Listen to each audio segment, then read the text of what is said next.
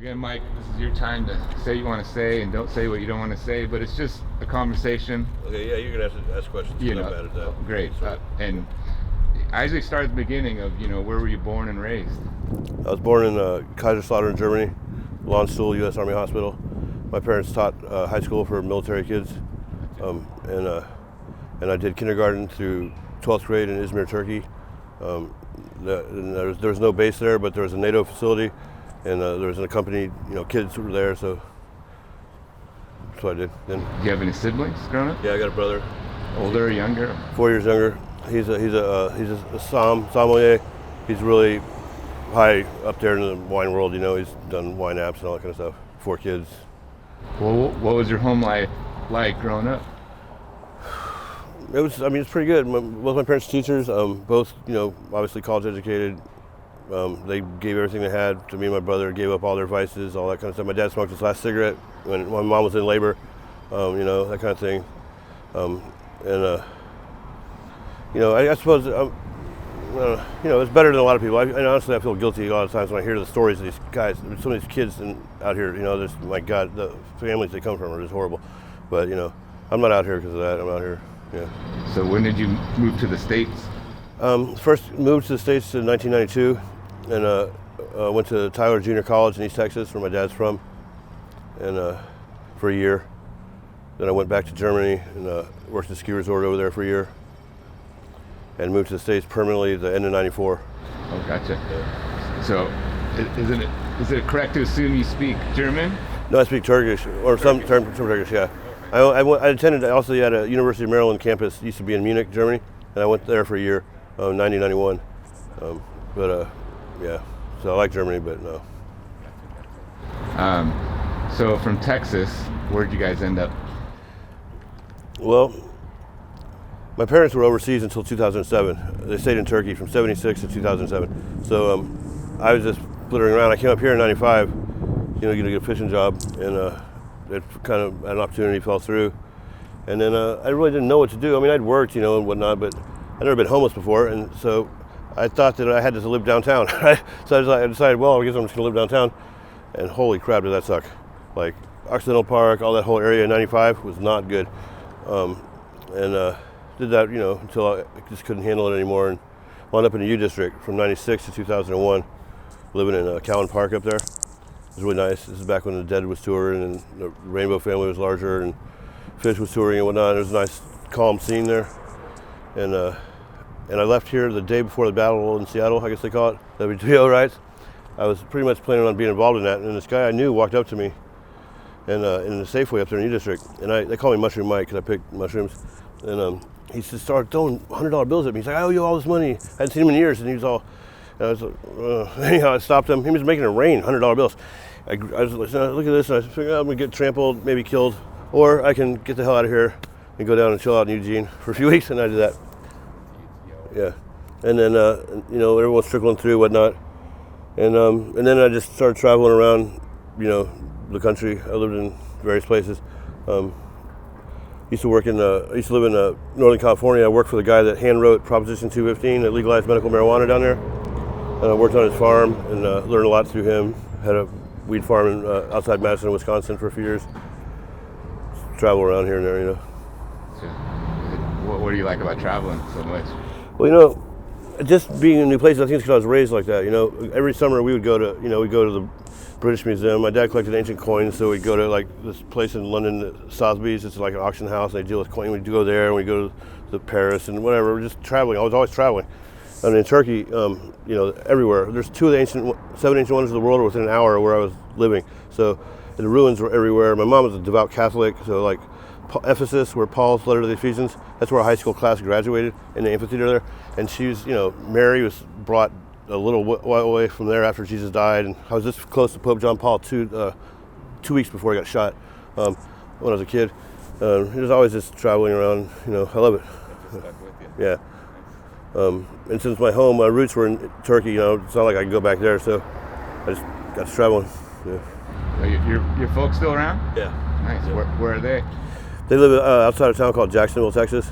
It's about 60 miles west of Shreveport, Louisiana, almost due west. You You still in contact with them? Yeah. Nice. And your brother, you still Yeah. in contact with him? Yep, he's doing well. Yep. He just recently had a divorce. His wife, he paid for his wife to go to law school, and she had a child. Each of the 4 years she was in law school, every one of them, 4 kids, nuts. My family could not believe this was happening, but he's awesome. She was awesome, and they're amiable or whatever, so everything's good there. We were talking earlier a little bit about an experience you had just under the bridge there. But, Can you run that one again? yeah, well, a few weeks ago maybe, I had gotten swept from down here on Social, right opposite that little cafe with its fenced in, straight down from the bell tower. So I was looking for a new place to put my tent up, and I went down here, and I got permission from the people that work on the bridge to camp right sort of below it, just outside of it. And that night, some guy was just walking around, just cursing at me. He never saw my face. I never said anything to him. He didn't even know I was in a tent.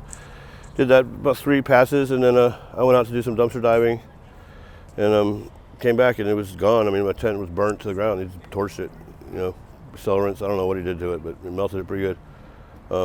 And that happens out here a lot. So. Tell me about. You said you guys got swept from a certain area. Yeah. What's your experience of a sweep like? What is that like? Okay, well, let me tell you some of my experiences. One of these mayors, the moment they got into office, they used to have a 2-day notice that you're going to get swept. They instituted a 30-minute notice, right? Okay, so check this out. Right over here under the Ballard Bridge, my friend Roach and my friend Tom had a tent there.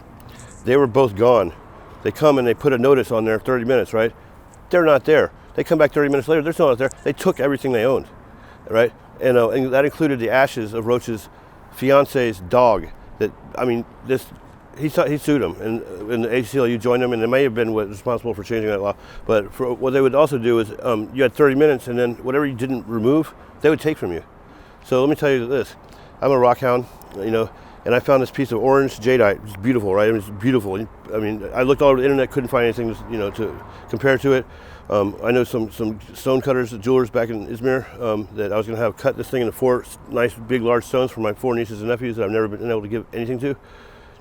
Well, me and my friend were camping up here, 7:30 in the morning. I woke up, it's raining, and I went out looking for some cigarette butts. Came back, and everything was gone.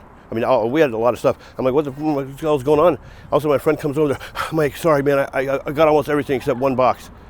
I literally had 1 box left to get, and the cop said, no, that's 30 minutes. And that box had my fucking stone, had my stone in it. And I lost it forever. They took it and gone, bye-bye. I'd be angry too. Oh, man.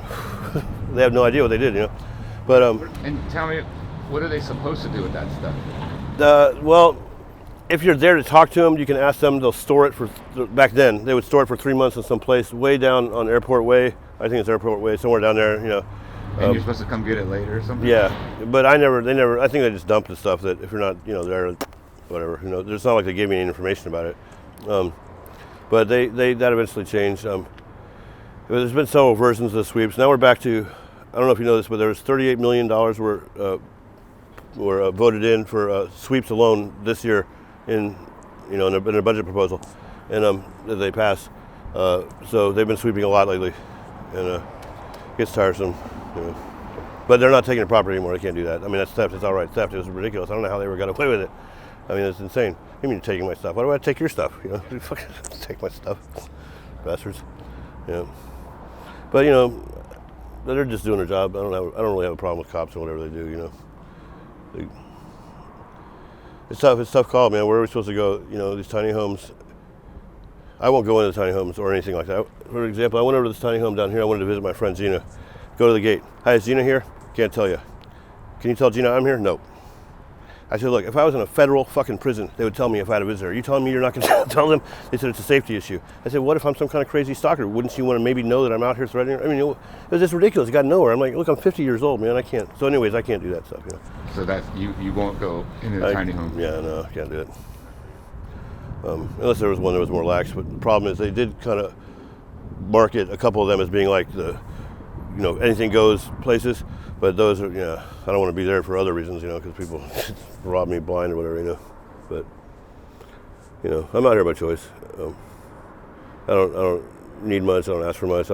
I take care of myself. I dumpster dive on public property. I never go in a parking lot or anything private, anything like that. So, because I don't want to give them a chance to accuse me of anything. And, I do, well. Yeah. You've been on the street since '95, you said? On and off, yeah. On and off. Yeah. Gotcha. I mean, I've lived with some friends. I've, worked a little bit here and there, but yeah, pretty much. Is there anything that you'd want to say to the people of Seattle? Well, like I was saying earlier, you see us out here all the time. We're individuals. A lot of people see us as this amorphous entity or whatever, apparently, because I'm part of you people to some people. But, I'm not, anyone else. I'm me. We're all individuals. We're all out here for different reasons. A surprising amount of people out here, for instance, are out here because of traumatic brain injuries. I had no idea, like, how many people have just been wrecked or in a car or beaten, whatever it is. I mean, and they're out here. There's a lot of people right here in Ballard. And they can't remember what they did the next day, to do anything. They can't. It's hard for them to live day to day. And, mental illness is a big thing out here. Honestly, the drug use, I mean, for me, I do stimulants, and that's just so I can not get worn down. I mean, really, you just get worn down out here. Nutrition is not that great. You never really get to rest. You're constantly walking. But, I mean, there's some people out here that are out here because of their addiction problems, but, whatever, and there's theft, obviously. I don't know if I should really be saying this kind of stuff, but like I told one guy, I said, if they know who these people are. If they took the 5 biggest bike thieves, the 5 loudest drunks, the 5 whatever, you choose, 4 or 5 sort of areas, give them $500 and a bus tickets anywhere, or plane tickets anywhere. Offer it to them. We wouldn't be having conversations like this out here. It wouldn't have been nothing. There wouldn't have been these problems that have occurred over the last few years. There's vigilante organizations out here. Seriously, there's More about that. What do you mean? Well, these guys. Let's say there's a row of RVs and or tents right here. They'll come back here with their camera and they'll film in here and they'll be, look, I got behind the tent, and they'll post this shit on like Not My Ballard, or I don't even know what these sites are. I refuse to go look at them. But they even find out what people's names are. I think that one person's name is such and such. And then of course there's the people who want to, respond to this, and so they get into their forums and go on, with that stuff. And it's just gotten out of hand, man. We've several times it's gotten bad. Violence. You've experienced some violence? Well, that fire. One time I had a guy. There was this is one. I think it's I Heart Seattle, Not in My Ballard, and another one. I believe, if I remember correctly, they were going to have it like a little meeting. Some of these people, an actual face-to-face meeting with themselves, or whatever, cheer each other up. And right around the time, they put these signs on some of the telephone poles that have pictures of like an encampment. It would say things like, "The homeless people are attacking our children. Homeless people are robbing our homes." This kind of stuff. Well, I had a girlfriend at the time, and we were just laying down in 2 sleeping bags, going to sleep. We're about to go to sleep. All of a sudden, this guy goes, "Not in my neighborhood," and he throws a grapefruit-sized rock from about 40 feet away. I mean, and it just, man, it missed us, thankfully, by a good distance. And when he realized that, he was gone, man. And I tore up out of my thing, but he was definitely incited by the posters, and in the speech by some of these, political candidates, they feel like they can just talk about us. However, that's really, it's insightful is what it is, and we have freedom of speech, but one of the things you can't do is yell fire in a movie theater. It's the same kind of thing. You can't be using hate speech, essentially, because it riles these people up. They get, inspired and feel, vindicated, validated, whatever, in their actions. I had a guy, one day I had to put a tent up. This guy, I go back to get a drink for me and this girl that was staying there. Come back, she's gone. My entire tent is in disarray. There's yogurt spilled all over everything, right? And I have my first earache in 40 years, okay? But it just happens that I happen to be going on. I'm like, oh. And I stand up, and there's a guy standing there with an axe handle. He says, "I'm old school Ballard. You're getting the fuck out of here." And I said, "Excuse me?" And he's like, "River." And he's got a little buddy right behind him. Looks like his head's on his shoulder. He's like giggling and shit. And I'm like, "You got to be fucking kidding me." And the girl's nowhere to be seen. All her stuff is still there. And so I dragged the tent about 40 feet away. "That's not far enough." "Sorry, that's not far enough, dude." I'm like, "Look, man, I got an ear. I can't," and he just wasn't going to have it. So I turned my back to him, dragged the tent 100 feet away, and just ignored him for this time. But so this guy, he threatened to assault you. Well, essentially, he didn't threaten to assault me, but he let me know. I said, "Look, I'm not breaking laws. I don't care about the laws, buddy," and this kind of stuff. And what I wanted to say to him was, when there was 300 more of us here a few months ago, I don't remember you out here cleaning up the streets of Ballard, But now there's me and some girl in a tent, and I've got an earache, and whatever, you're out here, okay, whatever, buddy, He's since been, a couple other people moved over there in that same area, and he actually called the cops on them, and the cops came and told him to go fuck himself. Yeah. But, that there's a lot of situations like that. And really, when you're alone, especially some of these people that drink. I had a guy threatened to burn my tent down one time, like to say he was going to do it, and I had to worry about that all the time, whether it's going to happen. And I have friends who've been burnt in these tents, you know what I mean? It's not good. Yeah. Yeah, that's a lot of stress that you're living under. And damn. Yeah. Yeah. Stressful. Anything else you want to say to folks out there, Mike? I'd just like to say that most of the people I know in Ballard are good people. Most people on the streets. I mean, and I'm sure most people in homes too. Just the sort of lumping us all in together just doesn't work. It would make no more sense than for me to say that because you live at home, you must be a serial killer or whatever. Because there are serial killers who live in homes. This kind of stuff. I get it, and I think a lot of people are just curious about us. They look at us. Some of the homeless people get really upset when they're stared at or like photographed, right? But these people are just curious. They don't know, what is it that we do? How do we spend our time? What are we doing? And if they want to ask us, feel free. I love talking. A lot of the people that I hang around with are very conversational, very, either educated or at least intelligent, and we're capable of talking and telling you about our lives. We're humans like everyone else. I don't really know what else to say. Just trying to get by like everyone else. Me too. Yeah. Thanks, Mike. Appreciate your time. Yeah. Thanks a lot. Let me get that mic off you. Oh shit. And then we'll. I gotta take a snap a photo. Okay. Yeah, sorry, that's what's happening. Oh yeah. That happened to me. It's traumatizing. Yeah. I'd be like, holy. Well, you can't afford to be traumatized out here. It's really sad how jaded people are because again, like I said, a girl, a 26-year-old girl. I offered to do anything for this girl. She was a hardcore opiate addict. She'd been a prostitute since she was 17. She went from a gorgeous and beautiful when she got out of jail for a year. She lost 70 pounds. She was barely 80 pounds. Okay. And she was so fucked up that all she could do is she couldn't even raise money anymore. She couldn't even prostitute herself. So she's going to trash cans where they're looking for foils and smoking these things. And she would go in the bathroom and just shuffle this deck of foils and smoke them over and over again. Anyway, she was in that bathroom up there, 26 years old, up in St. Ballard Commons. She'd light a little fire with little pieces of cardboard, not much, just a little tiny fire, and she'd sit on the toilet seat. Well, she must have passed out. She fell into the fire and fucking became engulfed in flames and burned to death right there. I did, everything. There's people like that out here all the time. There's people that slip through the cracks. There's a safety net out here. There's lots of resources. There's lots of people that are out here trying to help us. But people like her they're dying. There's a girl out here who's born and bred in Ballard. Her mother was born and bred in Ballard. Her mother lives in subsidized housing up here. Sasha, I don't know if you've ever seen her. That blonde. She's got blonde, short hair. She's, someone needs to help her. There's nothing you can do, and they can't. I think it's because of the guilt over that the girl that Cobain named his daughter after. You know about her? What was her name? Frances, whatever her name is. She was the last American to be lobotomized. You know that whole story? I was here in Washington State, and her mother basically asked her to be lobotomized because she was promiscuous and free with her life. And they fucking did it out here in Western State. And there's this huge guilt, shame over that. And so you can't, Sasha's mom cannot get her even taken in for analysis and observation unless she claims that Sasha is threatened to kill her.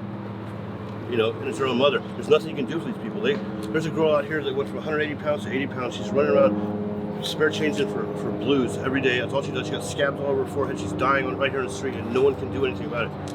She's had IQ of probably 50 to begin with. Something's got to be done for people.